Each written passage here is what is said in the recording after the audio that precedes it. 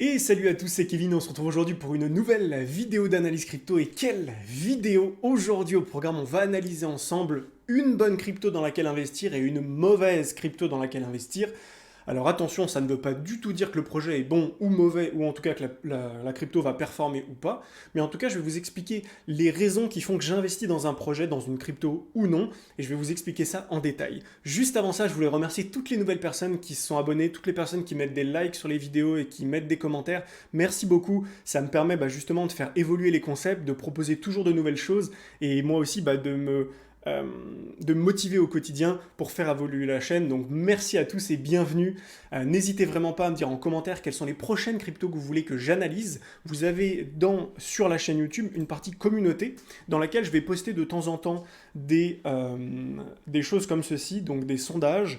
Vous pourrez choisir directement la crypto que vous voulez que j'analyse. Donc vous voyez Shiba Inu, Dogecoin, Avax Avalanche, ADA Cardano, Solana. Je vous laisse encore un petit moment pour voter et je vous prépare la vidéo demain. Aujourd'hui j'ai eu une idée vraiment particulière, mais vous allez voir, l'objectif c'est simplement d'analyser deux cryptos. Donc aujourd'hui on va analyser ensemble le EGLD et le TIA et on va voir ensemble quelle est la crypto qui potentiellement est un super investissement pour le prochain bull run, et à l'inverse, quelle est celle qui n'est pour le moment pas un bon investissement.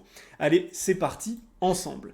Alors, toujours quand on veut démarrer, donc on a dit qu'on regardait EGLD et TIA. Toujours quand on démarre, on va sur CoinMarketCap, et on va regarder directement sur CoinMarketCap, est-ce qu'on a des infos. Alors, CoinMarketCap, EGLD, on est bon. On va analyser ensemble le prix du token. Alors, c'est un token qui est sorti en 2020, qui a connu, du coup, on voit ici un bull market, un bear market, une phase de transition ici. Si on regarde depuis toujours, est-ce qu'on a une corrélation entre l'évolution du prix et l'évolution du market cap? Donc on fait quelques allers-retours comme ça et on a l'air d'avoir une super corrélation. Parfait, pas beaucoup d'inflation du token, tout se passe bien. En termes d'offres en circulation, on a déjà 83% des tokens qui sont en circulation, donc ça c'est vraiment une bonne chose. Ça veut dire que on est exposé à très peu d'inflation future, en tout cas pas plus que ce qu'on en a connu aujourd'hui. Et donc on n'aura pas de mauvaise surprise. On est sur une crypto qui est 44e et qui possède 1,5 milliard de dollars d'investis déjà dans le projet. Et au total, en full dilué, ça fait quasiment pareil. On passerait de 1,6 milliard à 1,883 milliard. Donc il y a voilà, 300-400 millions d'écart, mais c'est pas non plus colossal sur 1,5 milliard, 2 milliards. Donc ça, c'est plutôt bien. Est-ce qu'il y a autre chose à dire sur cette crypto? Ben oui, l'autre chose, c'est en termes de marché, on voit qu'on est déjà sur Binance, KuCoin, Coinbase, Kraken. Et en perpetual, on est également sur Binance, on est sur Bybit, donc les deux plus gros en termes de perpetual. Et donc, ça c'est parfait. Donc EGLD, très bien. Il s'est renommé en Multivers X. Je pense que ça, c'est... Voilà, ils ont voulu surfer sur la vague en 2021. Je pense qu'ils auraient peut-être dû s'abstenir, mais bon, peu importe. En tout cas, on voit qu'actuellement, c'est une crypto qui a bien tenu le bear market, qui s'est bien relevé. On voit ici que ça commence à se relever gentiment. 44e, ok. Donc du coup, de l'autre côté, qu'est-ce qu'on a? De l'autre côté, on a TIA. TIA, qui est 41e. Qui a 1,8 milliard d'investis dans le projet et qui possède actuellement 150 millions de TIA, donc de jetons, sur 1 million au total. Donc là déjà on a un petit problème sur TIA, c'est qu'on a seulement 15% des tokens qui ont été mis en vente. Et donc on a encore 80%, 85% de l'offre qui peut être mise en vente potentiellement sur le graphique. Et qu'est-ce que ça peut poser comme problématique? Ça peut créer de l'inflation. C'est-à-dire que si demain, les tokens TIA sont mis en vente très rapidement et en grande quantité, c'est-à-dire que typiquement demain, ils décident de mettre 20, 30, 40% de l'offre d'un coup en circulation, ça risque de faire baisser drastiquement le prix du token. Parce que du coup, on aura un problème d'offre et de demande. Pour ceux qui ont du mal à suivre ça, je l'explique dans plusieurs vidéos, mais n'hésitez pas, comme d'habitude, je vous le dis souvent, chaque semaine, je laisse 5 places dans mon agenda pour échanger avec vous, donc n'hésitez pas à prendre rendez-vous avec moi, le lien est dans la description. Si vous voulez en savoir plus, comprendre davantage comment fonctionnent les cryptos et comment vous pouvez tirer profit de tout ça en investissement ou en trading, n'hésitez pas à prendre rendez-vous, vous êtes les bienvenus.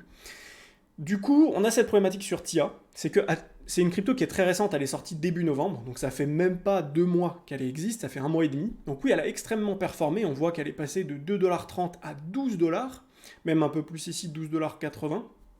Donc c'est génial, mais actuellement, bah, on a toujours ce problème qui est un peu une épée de Damoclès qu'on a au-dessus de notre tête et qui à tout moment peut nous ramener le prix beaucoup plus bas.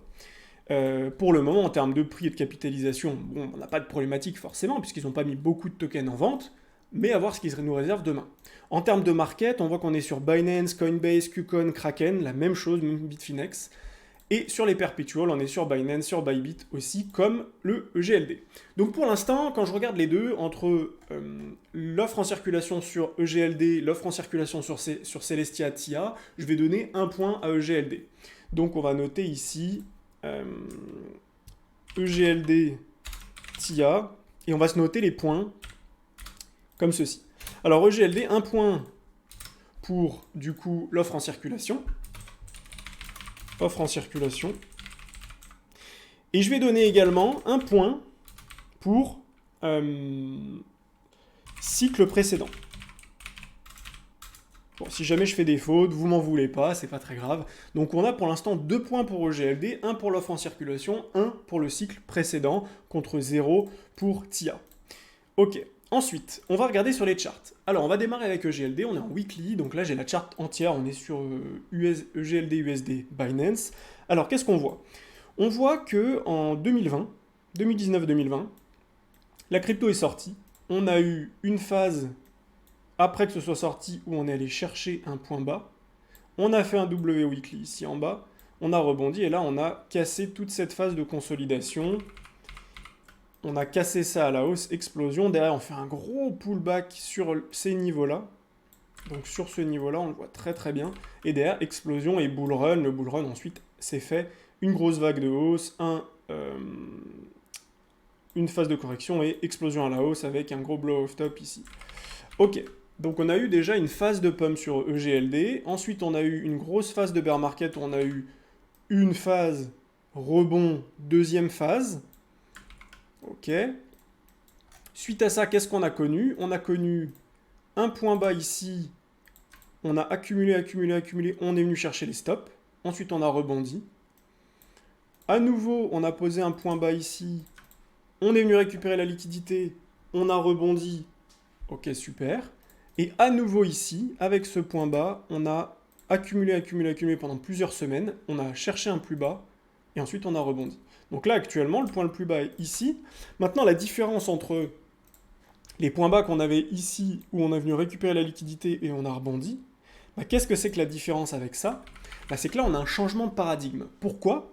Parce qu'on se rend compte ici, tout simplement, que on avait un point bas, un point haut, et on faisait un point bas plus bas, et le point haut était également plus bas. Donc on avait une dynamique baissière. Point bas plus bas, point haut plus bas, point bas plus bas, et là, hop, changement de dynamique, où on fait enfin un point haut plus haut que le précédent.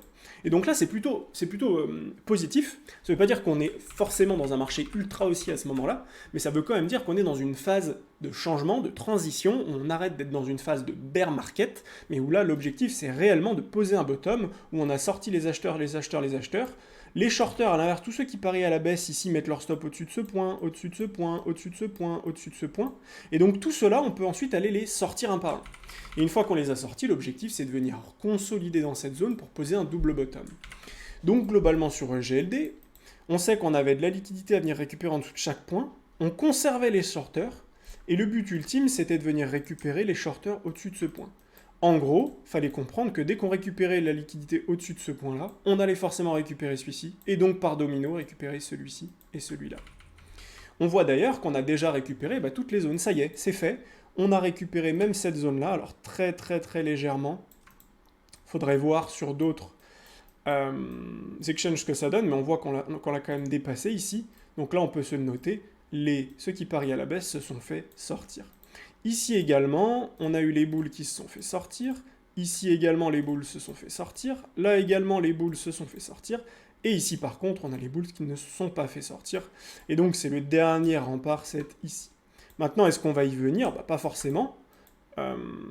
J'ai rien tracé là? Non, ok, parfait. Ça ne veut pas dire qu'on va forcément y venir, ça veut juste dire qu'actuellement, c'est le point bas. Les autres points ici qu'on n'est pas venu récupérer, c'est en dessous maintenant de ce niveau. En dessous de ce niveau, tac, on a des points bas ici, ici, ici également. là on a pas mal de points bas qu'on pourrait venir récupérer, où on a globalement tous ceux qui parient à la hausse qui mettent leur stop en dessous de ça, et donc ça serait pas déconnant de venir faire une mèche en dessous pour dégager tout le monde. Ensuite on pose un deuxième bottom, premier bottom, deuxième bottom, et là on fait un gros W, et là c'est parti pour le vrai bull run dans plusieurs semaines, plusieurs mois. Donc voilà en gros à quoi ça pourrait ressembler. Donc là on va garder ce point là actuellement, on va se le mettre comme ceci. Ok, donc maintenant ce à quoi on s'attend. Sur EGLD, bon ben, si le BTC continue de grimper à 46-48 000 $, il pourrait avoir une dernière poussée haussière pour le EGLD et venir récupérer finalement toute la liquidité au-dessus de ce point, parce que je suis pas sûr qu'on l'ait récupéré ici. Et ensuite, pourquoi pas corriger. En termes de correction ici, quel serait un super point d'entrée pour EGLD? Ben, on va regarder ça ensemble, c'est très facile. On va prendre un Fibo, notre point bas qui est ici. On va prendre un point haut, donc actuellement il est là, mais imaginons qu'il soit un petit peu plus haut, par exemple ici, pour venir récupérer toute la liquidité. Donc imaginons qu'on vienne jusque là. Ensuite, l'objectif, ce serait de venir se garer dans la zone entre les 0,618 et les 0,786, et donc globalement, de venir entre ce niveau et ce niveau. On va tout mettre en vert. Tac, tac. Hop, voilà. Je vais enlever ça pour l'instant, mais on voit qu'il y a un bon niveau de convergence ici entre les deux. Tac, tac. Globalement, que si on souhaite sortir tous les acheteurs, bah, si on fait un excès haussier, on sort tous les vendeurs. Ensuite, on stoppe la montée. Et là, cette fois-ci, en 2024, on commence une descente pas terrible, jusque fin 2024. Ensuite, on pose un deuxième bottom ici. Et là, effectivement, ça nous aura permis de faire une belle accumulation là. On dégage tout le monde. On redégage tout le monde, belle deuxième accumulation, et ensuite on explose. Donc voilà à quoi ça pourrait ressembler. Un EGLD globalement qui pourrait nous faire ceci, tac tac, il vient là-dedans, et après on a une accélération haussière. On a vraiment après derrière une accélération haussière, quelque chose qui ferait vraiment une grosse accélération. Ok, maintenant en termes de potentiel de prix. Qu'est-ce qu'on peut avoir? Bah, en termes de potentiel de prix, alors je vais enlever ça parce que sinon je vais vous spoil. Hop, hop, ok. Donc là, on a le prochain halving avril 2024. Potentiellement, sur BTC, on pourra avoir un top de marché entre 1 an et 1 an et demi après. Pourquoi pas, si les cycles se suivent. Sur EGLD, en tout cas, ce qu'on pourrait imaginer, donc c'est si jamais la crypto ne fait pas de nouvelle ATH, on peut simplement prendre le point haut, le point bas. Alors là, je suis vraiment approximatif. On va quand même essayer d'être un peu plus précis que ça. Voilà. L'objectif du prochain bull run pour le GLD, ce sera d'aller se loger entre les 0,68 et les 0,786. Tac, tac. Donc de venir globalement entre les 350 $ et les 445 $. Donc ce qui nous permet d'avoir une crypto qui ferait par rapport au carré vert ici entre 800% et 1000% de hausse. Donc ok, entre 800 et 1000% de hausse par rapport au carré vert.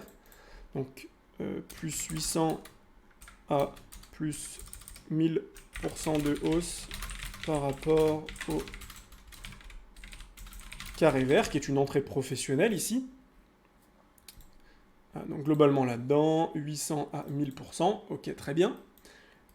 Tac.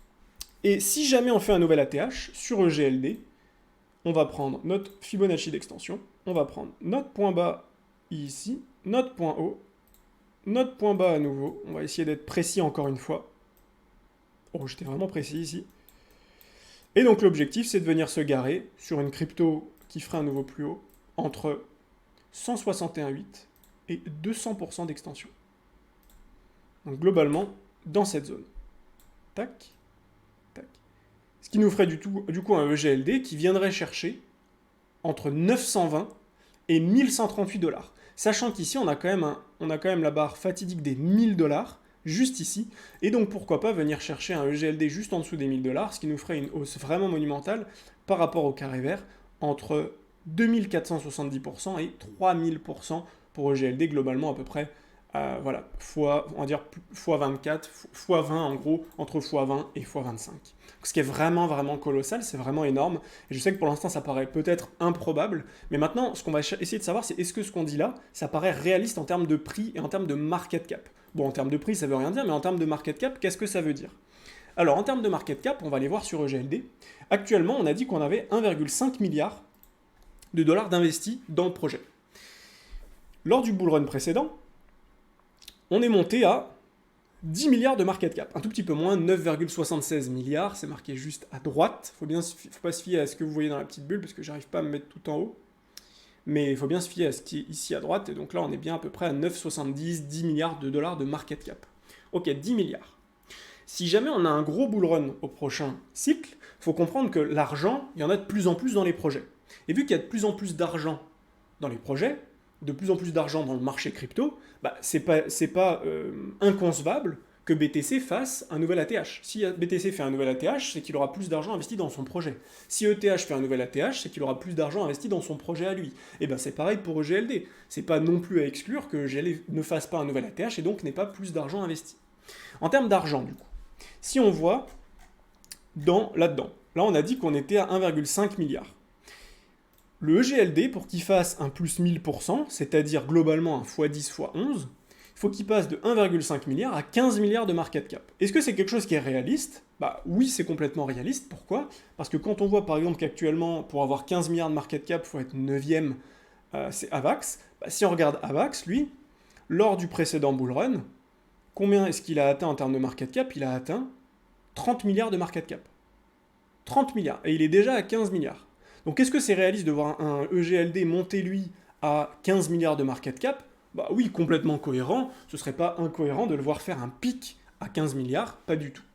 Maintenant, pour atteindre cette capitalisation entre 928 et 1100 dollars unité, donc on va dire 1000, il faudrait du coup, on a dit qu'il fasse par rapport à aujourd'hui, il faudrait qu'il fasse par rapport au prix d'aujourd'hui, il faudrait qu'il fasse x14, x15 on va dire.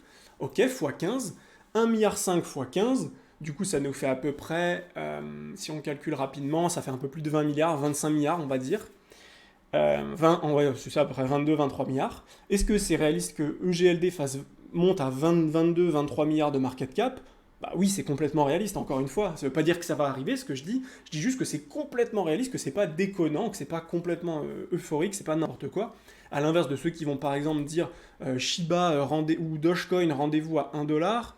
Quoi qu'encore, c'est complètement réaliste. Mais le Shiba, par exemple, rendez-vous à 1 dollar, c'est n'importe quoi. Parce que le market cap, il faudrait calculer, mais ça n'a rien à voir. Là, EGLD, c'est complètement réaliste. Donc là, globalement, on a un EGLD qui pourrait avoir une perf de plus 2500% par rapport au carré vert. Donc si on a l'opportunité de rentrer dans ce petit carré vert que j'ai mis en bas, c'est une super localisation, une super zone, un super point d'entrée pour surfer la hausse. Et bien sûr, quand on comprend ça, on comprend qu'effectivement, même aujourd'hui, ça reste un super point d'entrée. En tout cas, si jamais on est dans ce scénario. Parce que même si demain, on a une baisse et qu'on fait ça pendant un moment, bon oui, vous êtes en perte de 30-40% pendant un moment, mais si finalement l'objectif c'est de vendre minimum dans ce carré rouge, bon ben vous comprenez vite que acheter ici et revendre là, c'est rentable, ça c'est clair. Mais en tout cas, une entrée professionnelle, c'est effectivement d'investir dans le carré vert ici de manière très professionnelle sur EGLD, puisqu'il y a très grande chance que ce soit le deuxième bottom que l'on posera.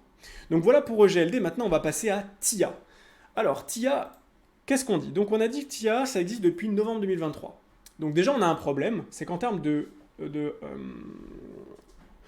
passé, ben, on n'a pas grand-chose. Donc déjà en weekly, je peux rien regarder. En daily, je peux pas regarder grand-chose. Globalement, qu'est-ce qui s'est passé sur TIA? Le token a été listé, il a consolidé pendant quelques jours, et ensuite il a explosé à la hausse. Consolidation, explosion à la hausse. Consolidation, explosion à la hausse. Donc là, on voit quand même que ça commence peut-être un petit peu à ralentir légèrement, quoique, mais voilà. La problématique qu'on a sur un token comme TIA, c'est quoi? C'est que quelles sont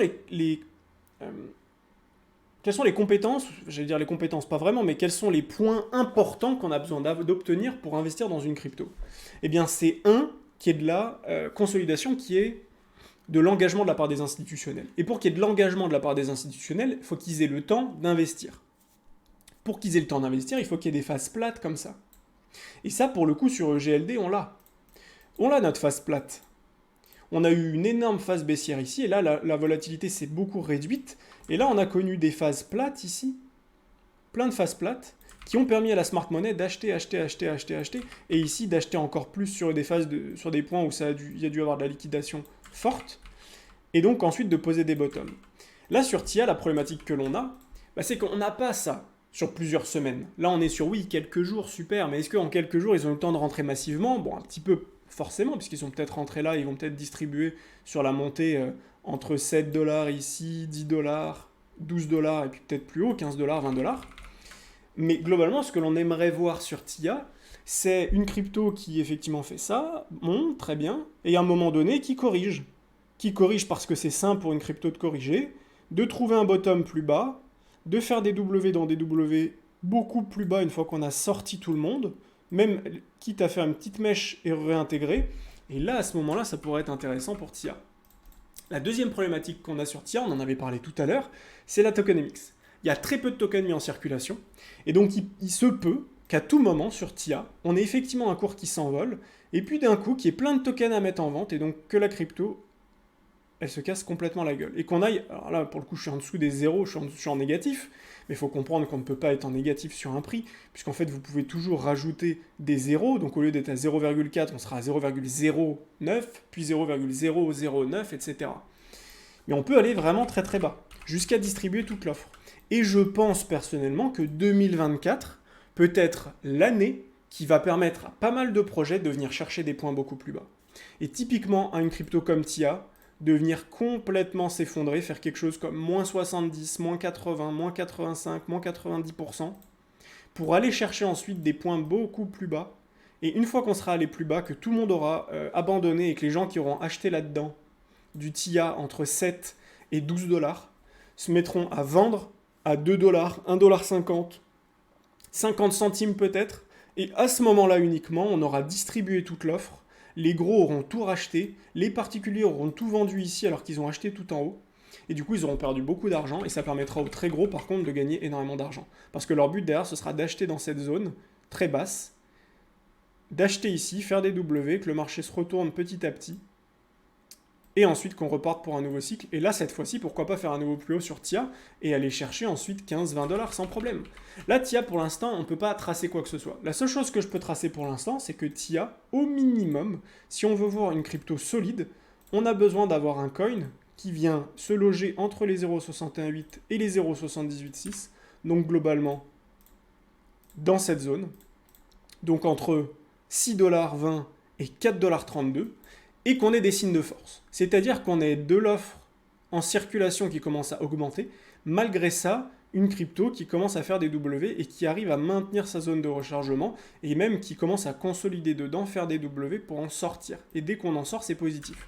Si à l'inverse, vous voyez la crypto faire ça, venir dedans, retester le haut et recasser, refaire des plus bas, et qu'on a toujours une offre en circulation sur TIA qui n'a pas monté, ce sera vraiment pas bon pour la crypto, et dans ce cas-là, on la laissera mourir, aller beaucoup plus bas, mourir tranquillement, et dès qu'elle aura trouvé du support, là, on sera à nouveau prêt à réinvestir sur TIA, quitte à en fait à la laisser typiquement aller beaucoup plus bas, ensuite consolider, faire quelque chose comme ça, et là, on voudra peut-être en acheter à ce moment-là, puisque ce sera un bon moment pour investir, etc. Mais on l'aura fait avec les bonnes raisons, parce qu'il y aura l'offre en circulation, etc. Donc pour cette deuxième raison, je vais rajouter un point à EGLD, parce que je considère que c'est un point extrêmement important. Donc ici, on va faire plus 1, tac, plus 1, et là, on va marquer qu'ici, on a bottom potentiellement trouvé, marché qui se retourne, et TIA, toujours pas de point. Maintenant, la seule chose qu'on peut noter sur TIA, un seul point qu'on peut noter sur TIA, ça a l'air d'intéresser le public.